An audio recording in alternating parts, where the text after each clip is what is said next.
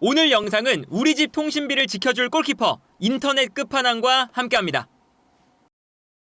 토트넘이 최근에 4연승, 물론 이 4연승에는 카라바오컵에서의 코벤트리 시티전, 그리고 유로파리그에서의 카라박전이 포함되어 있기 때문에 비교적 약팀들도 포함이 되어 있지만 어쨌든 아주 좋은 상승세를 타고 있는데 이 상승세에서 매우 중요한 선수가 바로 쿨루셉스키거든요. 쿨루셉스키가 맨유전에서도 아주 좋은 활약을 펼쳤는데 특히나 경기 전체에서 가장 많은 키패스를 기록했는데 무려 9개의 키패스를 기록을 했습니다. 그리고 결정적인 찬스도 3번이나 만들어내는 플레이를 보여줬어요. 실제로 어제 경기에서 쿨루셉스키가 기록한 9개의 키패스는 2003년 옵타에서 기록을 집계한 이후로 프리미어리그에서 맨유 원정에 가서 가장 많은 키패스를 기록한 선수가 쿨루셉스키가 됐습니다. 그만큼 쿨루셉스키가 지난 경기에서도 엄청난 퍼포먼스를 보여줬는데 그 이유 중에 하나가 쿨루셉스키의 위치가 이번 시즌에는 측면 공간이 아니라 중앙 미드필더로 출전을 하고 있죠. 실제로 지난 경기에서도 쿨루셉스키, 벤탄쿠르, 메디슨 이 3미들에서 오른쪽 중앙 미드필더의 자리에 쿨루셉스키가 위치를 했는데 여기서 쿨루셉스키가 오른쪽 측면 공격수에 나왔을 때마다 문제가 됐던 지점이 쿨루셉스키가 스피드가 느리다 보니까 측면 지역에서 빠른 공격 작업이 안 됐다는 거잖아요. 그런데 쿨루셉스키가 중앙 미드필더로 출전을 하면서 상대방 뒷공간으로 본인이 직접 드리블 돌파를 하거나 달려나가면서 공간 침투를 하는 것보다 중원에서 본인이 가진 장점을 극대화하는 방식으로 플레이를 가져가고 있거든요. 쿨루셉스키의 가장 큰 장점 중에 하나가 볼을 빼앗기지 않고 소유하는 능력, 그리고 쿨루셉스키가 체력이 굉장히 좋은 선수라서 90분 내내 중원 싸움을 통해서 상대방의 빌드업을 방해하고 압박하는 역할을 하고 있어요. 그러다 보니까 쿨루셉스키가 본인이 비교적 부족한 스피드는 중원에서 그렇게 단점이 드러나지 않고 본인의 강점이라고 할 수 있는 볼 소유 능력과 압박 능력, 중원 싸움 능력 같은 쿨루셉스키의 장점이 미드필더 라인에서는 극대화가 되고 있거든요. 예를 들면 지난 경기에서도 맨유가 빌드업을 할 때 수비 라인 앞쪽에 우가르테와 마이누가 위치하고 있었습니다. 그러다 보니까 메디슨이 우가르테를 압박하고 쿨루셉스키가 마이누를 압박하기 시작했어요. 특히나 마이누 같은 경우에는 이제 아무래도 우가르테보다 탈압박이 좋은 선수다 보니까 마이누를 압박하는 게 가장 중요했는데 쿨루셉스키가 완벽하게 마이누를 괴롭히는 데 성공을 했고요. 그리고 마이누가 한 칸 올라가 있을 때는 달로가 가운데로 들어와서 빌드업에 참여를 하는데 달로의 마크맨도 쿨루셉스키였습니다. 그래서 쿨루셉스키가 이 미드필드 라인에서 달로를 마크하든 마이누를 압박하든 맨유가 빌드업을 할 때 1차적인 빌드업을 매우 어렵게 만드는 플레이를 쿨루셉스키가 수행을 한 거죠. 이 장면을 보면 이제 미드필드 라인에서 달로가 가운데로 들어와서 우가르테와 함께 수비 라인 앞에 서 있어요. 그리고 이때 메디슨이 우가르테를 방해하고 있고요. 달로가 가운데로 들어와서 풀어주려는 움직임을 가져가고 있죠. 그러다 보니까 오나나 골키퍼가 달로에게 패스를 보내주는 장면이거든요. 그런데 이때 쿨루셉스키가 한 칸 뒤에 빠져 있다가 달로에게 패스가 들어가는 순간 빠르게 달라붙습니다. 그리고 쿨루셉스키가 기본적으로는 압박을 굉장히 잘하는 선수라서 패스가 들어가는 타이밍에 딱 맞게 압박이 들어가요. 그러다 보니까 순간적으로 달로가 볼을 잡을 때 쿨루셉스키의 압박을 강하게 받습니다. 그래서 달로가 볼을 받자마자 허겁지겁 옆에 있는 리산드로 마르티네스에게 패스를 보내주는데 이때 리산드로 마르티네스도 이미 브레넌 존슨의 압박을 받고 있기 때문에 여기서 애초에 쿨루셉스키의 압박 때문에 패스가 압박을 받는 선수에게 전개가 됐어요. 그러다 보니까 쿨루셉스키를 시작으로 토트넘이 압박을 하기 시작하고 여기서 브레넌 존슨도 리산드로 마르티네스를 확실하게 압박을 해주니까 두 명이 압박을 당하면서 결국에는 맨유가 어설프게 볼을 걷어내는 후방 빌드업이 실패하는 장면을 볼 수가 있었고요. 다른 장면도 보면 우가르테가 수비 라인 앞에 있고 여기서 마즈라위가 우가르테에게 볼을 떨어뜨려줬거든요. 그 순간 쿨루셉스키가 중원에 있다가 우가르테에게 빠르게 달려듭니다. 그리고 이 장면에서 타이밍이 아주 좋았던 게 마즈라위가 우가르테에게 보내준 볼이 약간 낙차가 있는 볼이었어요. 채공 시간이 길다 보니까 쿨루셉스키가 그 모습을 확인하고 빠르게 달려든 거죠. 그러다 보니까 우가르테가 볼을 소유하자마자 쿨루셉스키가 뒤에서 달려들기 시작하고요. 여기서 우가르테를 괴롭히기 시작합니다. 그리고 결국에는 이제 물론 이 장면이 반칙으로 선언이 되긴 했지만 쿨루셉스키가 맨유의 빌드업을 또다시 방해하는 모습을 볼 수가 있는 건데 이제 이런 장면처럼 기본적으로 쿨루셉스키가 맨유의 수비 라인 앞 공간에서 방해를 하는 역할, 이 역할을 너무나 잘 수행해줬다고 할 수가 있겠고요. 이 장면도 보시면 이번에는 브레넌 존슨이 순간적으로 리산드로 마르티네스가 내려가서 볼을 받을 때 압박이 약간은 늦어졌습니다. 근데 여기서 리산드로 마르티네스에게 먼저 패스가 들어갈 때 브레넌 존슨이 뒤늦게 따라가긴 하지만 어쨌든 리산드로 마르티네스가 볼을 잡아서 미드필더 라인을 거쳐가잖아요. 그러다 보니까 마이누가 순간적으로 이 앞공간으로 빠르게 내려가서 볼을 받아주려는 움직임을 가져가요. 이때 쿨루셉스키의 움직임을 보면요, 리산드로 마르티네스가 볼을 잡았을 때 마이누가 내려가잖아요. 그 움직임을 읽고 영리하게 마이누의 앞공간으로 동선을 방해하면서 몸을 집어넣습니다. 그러다 보니까 쿨루셉스키가 몸을 집어넣으면서 마이누가 내려오고 있는데 마이누의 앞에 쿨루셉스키가 위치하게 되는 거죠.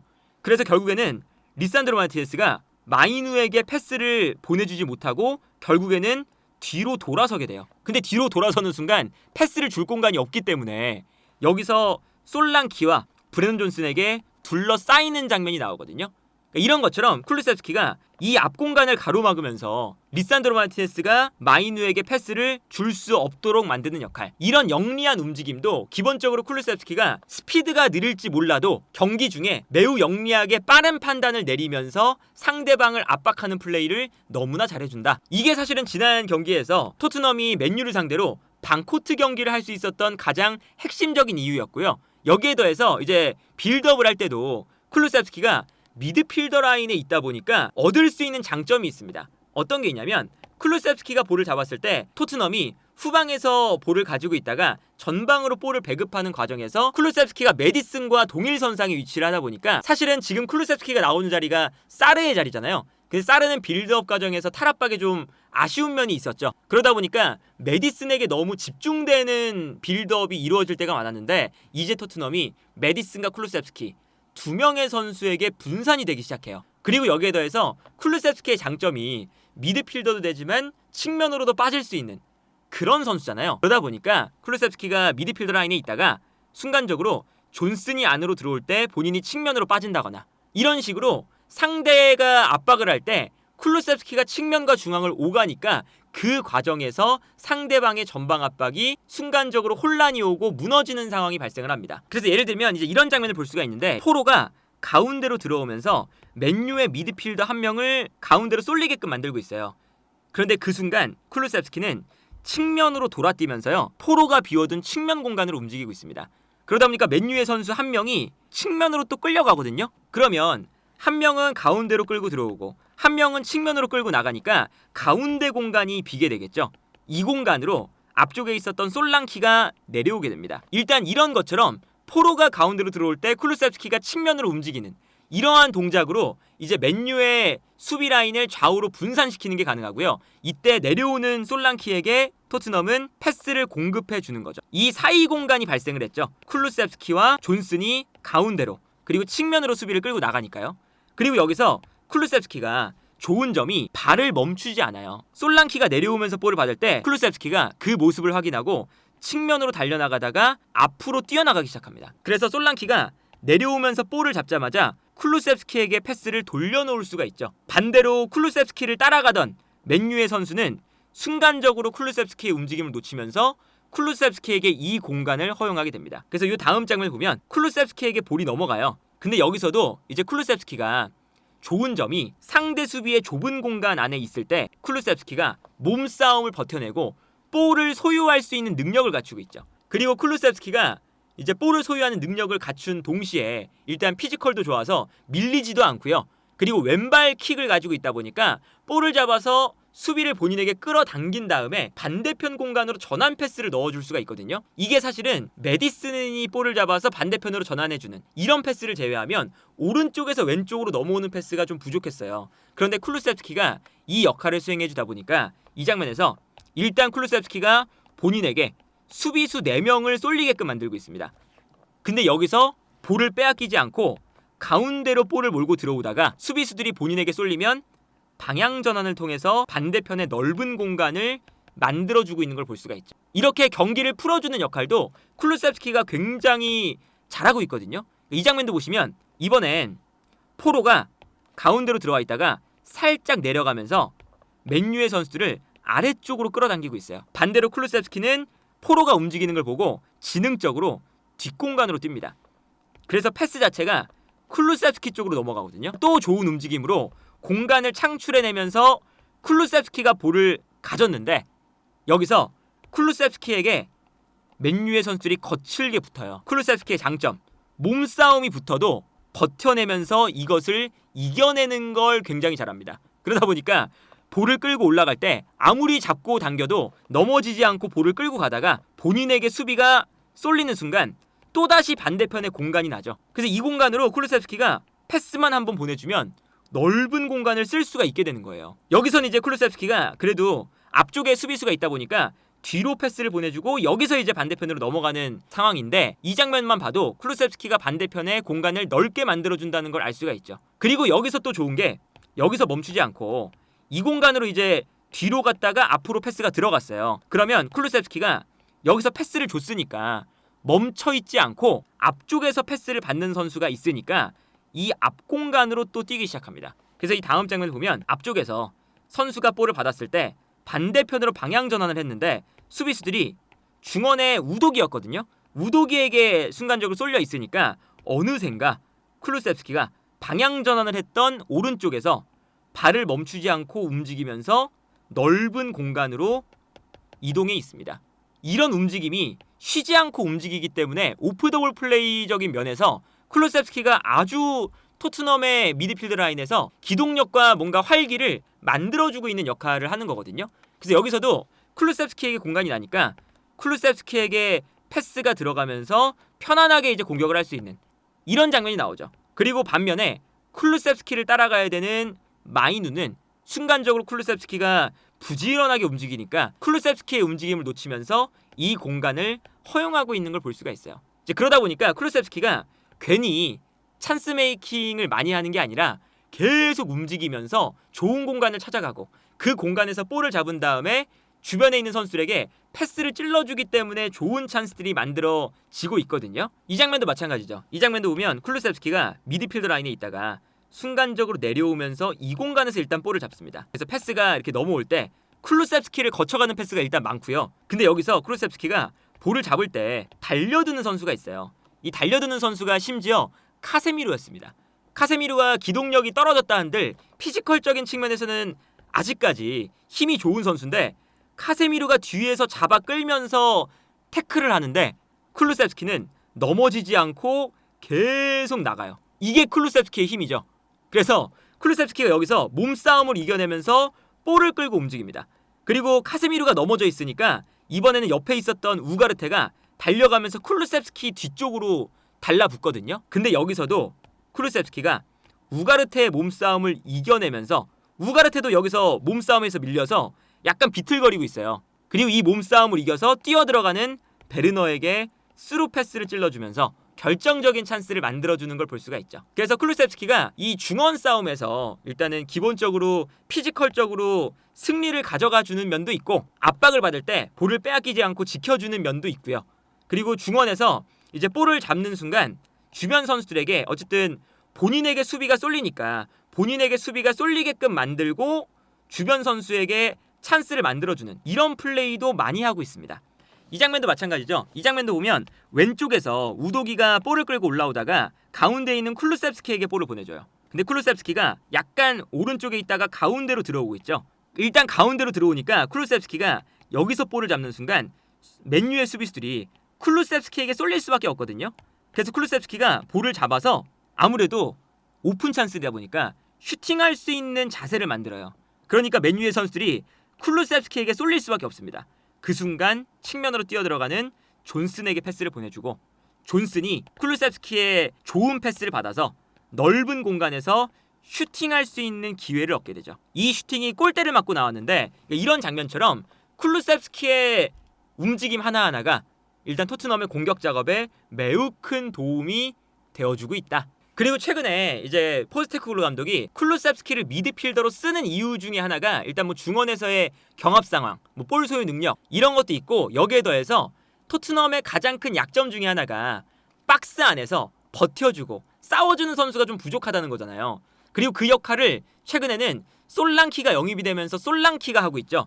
그런데 솔랑키 혼자로는 아무래도 어느 정도 한계가 있으니까 쿨루셉스키가 미드필더를 출전하면 포로가 가운데로 들어올 때 쿨루세프스키가 아예 투톱처럼 올라가 버립니다. 근데 쿨루세프스키의 장점이 아까 말씀드렸던 것처럼 피지컬이 좋아요. 그러다 보니까 힘도 좋고 아무리 밀고 당겨도 잘 안 밀리거든요. 그래서 박스 안에서 이제 본인이 원톱처럼 플레이하는 건 좀 무리가 있을지 몰라도 솔랑키가 있을 때 옆에서 박스 안의 싸움을 보조해주는 역할로는 쿨루세프스키가 충분히 본인의 역할을 잘해주거든요.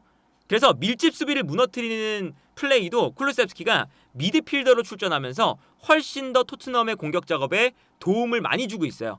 그리고 여기에 대해서 쿨루세프스키의 가장 큰 장점은 박스 안에 패스가 들어갔을 때 토트넘의 모든 선수들 중에서 버티는 능력도 어쨌든 상위권이고 피지컬이 되면서 센스 있는 연결고리가 될 수 있는 선수가 토트넘 전체에서 놓고 보면 쿨루세프스키가 유일하죠. 그래서 어제도 보면 이제 이런 장면이 나옵니다. 쿨루세프스키가 메디슨이 볼을 잡았을 때 박스 안에 일단 들어가 있어요. 들어가서 더리우트를 본인이 한 명 끌어당기고 있습니다. 그 더리우트가 끌려가니까 측면 수비수와 더리우트 사이에 공간이 나는 거거든요. 그래서 메디슨이 여기서 쿨루세프스키에게 패스를 보내주고 본인은 요 공간으로 들어갑니다. 근데 이때 쿨루세프스키가 더리우트를 본인에게 끌어당기는 동시에 메디슨이 뛰어가니까 뛰어들어가는 메디슨에게 볼을 받자마자 뒷발로 센스 있게 원터치로 내줘요.